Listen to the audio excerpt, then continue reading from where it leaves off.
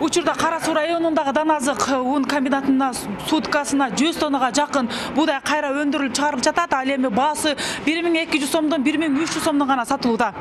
Өндүрүштө будайды кайра иштетип, un чыгаруу ыргагы күчтүү. Дем алыш күндөрү да тыным албай 30 жумушчу 2 нөөмөттө иштеп жатат. Өндүрүш кубаты Ош облусунун калкын гана эмес, Кошуна, Баткен, Жалал-Абад облустарынын калкын толук un менен камсыздайт. Мында будайдын кору өткөн жылдан 2 эсеге көп камдалган. Көп паника берилбеш керек. Кээ бирлер 10дон 120дан кабыл алыштын кереги жок. Себеп дегенде азыр көп жерлер базарларды көрсөтүп атат, элдер ошого бири-бирин көрүп паника болот. Бул жетишерлик. Биз 2 сменада иштетип атабыз.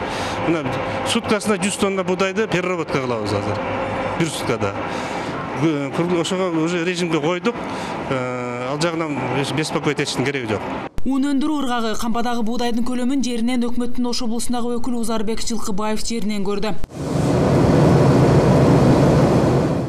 Өндүрүш ээлерине ундун баасын кымбаттатпай, унга наркты туруктуу кармоон эскертти. Абалдан пайдаланып, пайда табууну көздөгөн айрым соодагерлерге ири көлөмдө чыгарбоон эскертти. Ал эми аймакта калка кайрылып, дүйнө жүзүндөгү адамзатты дүрбөлөңгө салган илдетке байланыштуу түзүлгөн кырдаалды сабырдуулук, биримдик менен жеңүүгө чакырды. Тамак аш азыктарына унга баа көтөрүлбөй туруктуу сактоо боюнча атайын адистер көзөмөл жүргүзүп жатканын, эгер айрым шылуундар бааны көтөргөнү байкалса, катуу чара көрүлөрүн эскертти. Бүгүнкү күндө мына азыр келсек 1200 атат. Ушуну алып барып 2000ге чейин чыгарып жатышпайбы?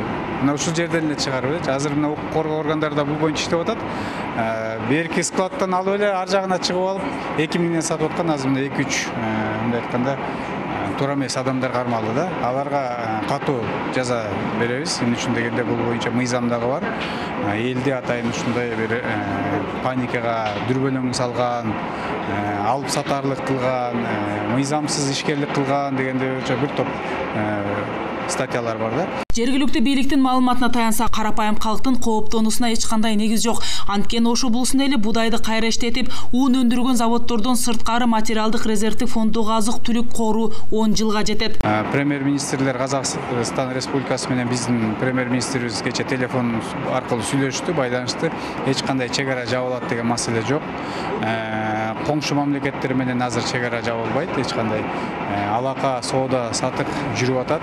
Андан тышкары өкмөт 800 миллион сом акча бөлүп берди. 2 Госбанк бар, мамлекеттик банк бар, РСК банк менен Айыл банк аркылуу ушу un иштеткен ишканаларга берилет дагы. Дополнительно өздөрүнүн каражаттары бар, күнүмдүк алып келип аткан. Андан тышкары 800 миллион сом дагы бөлүнүп берилип атат. Казакстандагы кампаларда эгин толук экен. Бул Казакстанды билесиздер, эң чоң экспортер бул боюнча.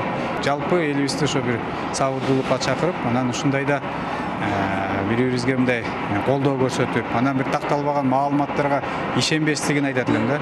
Бирөө айтты деп эле ишенип калышат. Андан көрө мына официалдуу, расмий бийлик айтып атабыз, биз айтып атабыз. Сиздер расмий телеканалдарыбыз бар, ошолордон көрүп айтышса да, анан бир кайдагы бир таанылбаган интернет булактардан деп азыр ал боюнча да иштеп атабыз. Карапайым жарандарды негизсиз дүрбөлөңгө салып, такталбаган маалыматты таркаткандар, интернет булактарында ундун тартыш деген жалган маалымат жарыялаган блогерлерге укук коргоо органдары чара көрүүгө киришип, 3 жаран кармалды. Калкка түшүндүрүү иштери улантылып жатат. Жаңыл Турдо Маматова, Нурбол Талантбек уулу, ЛТР, Ош облусу.